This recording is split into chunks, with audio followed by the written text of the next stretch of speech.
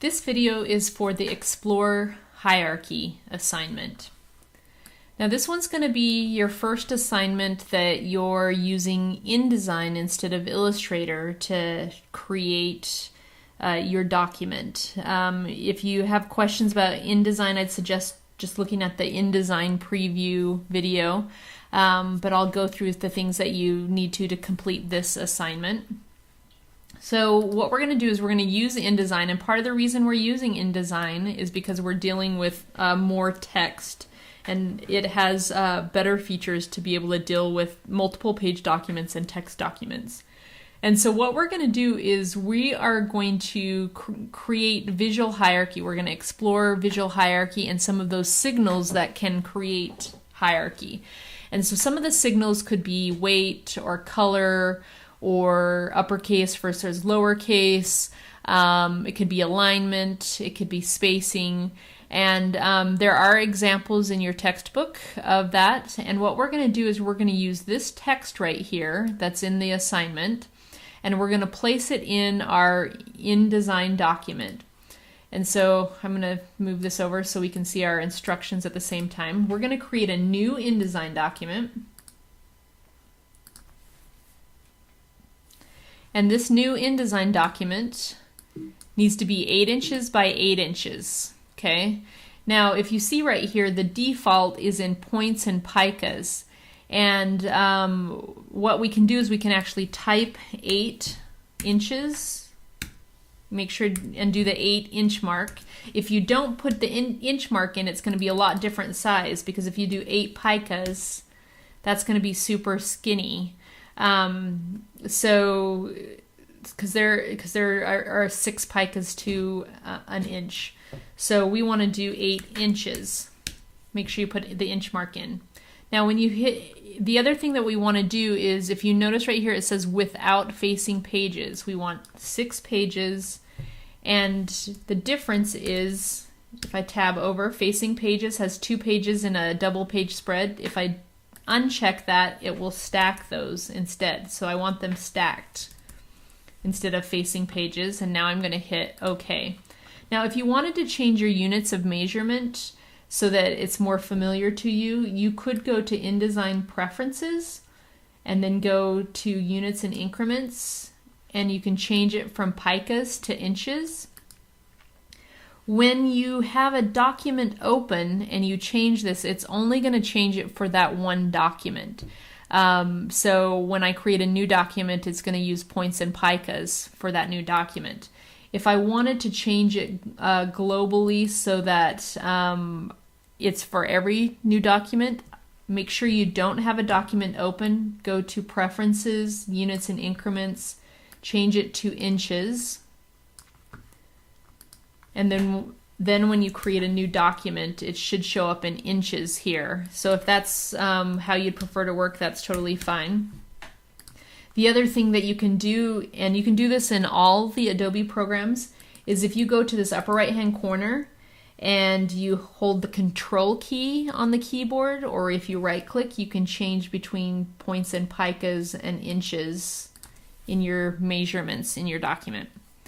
Okay, so let's see, I think I only got 1 page created, so I need to add my other pages, and the way that I can do that is I can go to my Pages palette here, and I can just click 6 pages, but I forgot, and my document is in facing pages, and I don't want it to be facing pages without. So I don't have to create a new document. I can actually go to File, Document Setup, and then I can uncheck facing pages.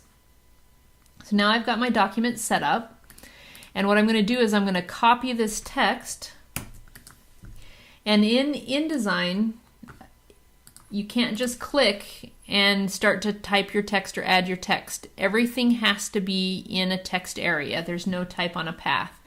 And so I'm going to click and drag inside this area.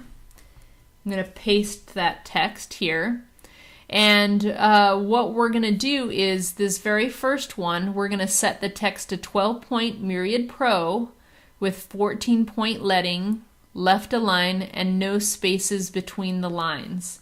Now, right now, if I look in my type area here, you can see that these are all the different settings that are dealing with paragraph and text type. So the difference between these two settings here is it shows paragraph first and then type at the end. I'm going to click on the A to show my type measurements and push paragraph to this far side. So I'm 12-point Minion Pro, but if you notice, I'm at 14.4 leading. So what I want to do is I want to select all my text and change this to 14-point leading. And then what I want to do is I don't want any spaces between my lines. And right now there is a hard return at the end of these lines. And there's something you can do in InDesign to see what those hidden characters are, special characters. So if I go to type and I say show hidden characters, it'll show me this. This is what's known as a Pilcrow sign. And that shows you that there is a hard return at the end of that line. So I don't want any spaces between my lines of text. So I'm going to double click and it highlights that, or you can just click in that area and delete it. So I don't want any lines between my text and I want it to be left aligned. So that's my first page of text. So I'm going to go back to type and hide those hidden characters. And then if I want to hide this outside edge of this page, I can actually do Command semicolon, and it will hide that. And then if you do Shift Command H, it will hide this outline. Maybe. Oh, Option Command H. Maybe I don't know the keystroke to that, or did they change it? Let's see. Let's go to Window, Extras. Oh yeah, so I had it right. I just had this selected, so you have to deselect. But what I'm doing is I'm actually hiding the frame edges. So if I show frame edges, it shows this frame. If you view guides and grids, show guides, it has this pink and purple outline. Or you can hit W on the keyboard. It's a quick way to do it. But I'm going to hide my frame edges, and then I'm going to hide my guides. Okay. Let's see, did I get it? There we go. Okay, so that's my first one. Now what we're going to do is we're going to start to change this text on our next page of our document. And we're going to start to show some hierarchy within this text. So I'm going to copy this text area, go to my next page, and then I'm going to paste it in that page, and I want to make sure I'm in my area here. So what we want to do is we want to use some hierarchy with one signal of information, one signal here. And so it could be weight, or it could be color, or it could be alignment. And what we're going to do is we're going to actually take the let's see, it looks, I'm going to look at this information and decide what this information is about. And this information looks like it's about, that looks like it might be a header or a theme for that. And so I'm just going to do return, and I'm going to make this type larger and add a little bit of line spacing. So I did Shift Command right bracket. It's next to the M on your keyboard. I guess it's the greater than sign, not the bracket sign. And then if I hold Option on the keyboard and do the down arrow, it'll let me spread things out. So now I've added some visual hierarchy to this document by making the headline the thing that's most important. So then what we're going to do is we're going to use the same text, and we are going to copy it, and we're going to go to this next page. And we're going to use a different signal. So I want to put this text back to the same size. So I'm going to take this text here. And what we can do is if you highlight this text and click and hold here and get the eyedropper tool, you can select that. Gotta get the eyedropper tool first and then select that. And then I can click and move that back to that same size. So then maybe I want it to be the date to be the big thing. So maybe I make it Bold, semi-italic, and I center all my text. Maybe make it a little bit larger, add some letter spacing. So now I've got something that has some other hierarchy. And so go through an experiment. So you're going to make 6 different documents that play with hierarchy with this same text. Now on the last page, I want you to make best case scenario. So let's say we know that we want to separate all of this content out. We know this is the date. This is called the Venice Biennial Art Exhibition. That's kind of a subheader. And so I'm going to break this content down into chunks of information. And we're using Gestalt principles of grouping and similarity and proximity to create hierarchy. And instead of having them all in one text area, I'm going to cut that out and create a new text area. And I'm going to cut this out and put it in its own text area. And we'll actually show the frame edges so you can see that they're in their own text areas. And then I can start to adjust this content. And maybe I want to use a different typeface.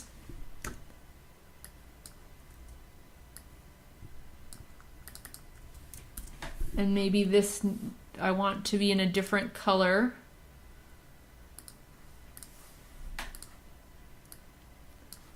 And then we've got this, maybe we'll make this medium italic as kind of a subheader. And feel free to reorganize the order because order is part of hierarchy. I think I want this to maybe be a little bit larger. Then I can hide those boxes there. So start to organize this content using as many different signals as you think that might be appropriate to create a pleasing layout for this event using hierarchy. So I'm going to break all of these into their own boxes because then I can move them around independent of each other.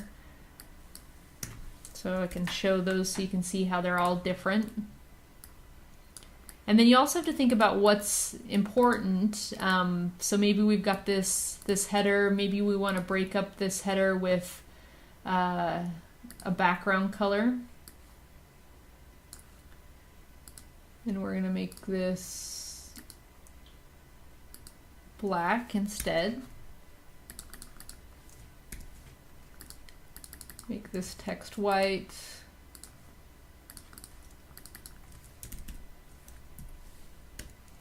And it's the Venice Biennial, so another thing we could do is we could perhaps make uppercase. Actually, I'm not a big fan. I'm not a huge Helvetica fan. We'll use Adele. Oh, I don't have all. Oh, we've got some other versions of it, so we'll do regular. Hide these background bounding boxes. So maybe the date, it becomes an important factor here.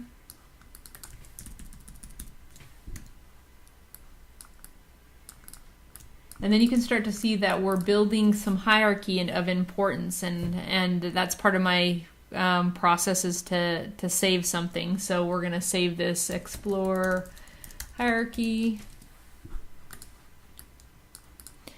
So you'll continue to add some of these. Now, one other thing that you might be a little bit confused about is color is a little bit different in InDesign because InDesign deals with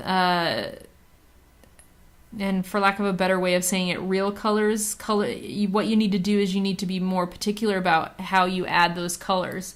And so what you can do is you can see that there are some generic colors. It's got cyan, magenta, yellow, and black, and it's got red, green, and blue, all with the cyan, magenta, yellow, black process. And what we can do is we can go to New Color Swatch, and you can create a new color swatch here. And this part right here is, if you do this, this is kind of a crapshoot, because I've been doing color and design for 20 years and I still can't pick a color by color sliders and get something that's good.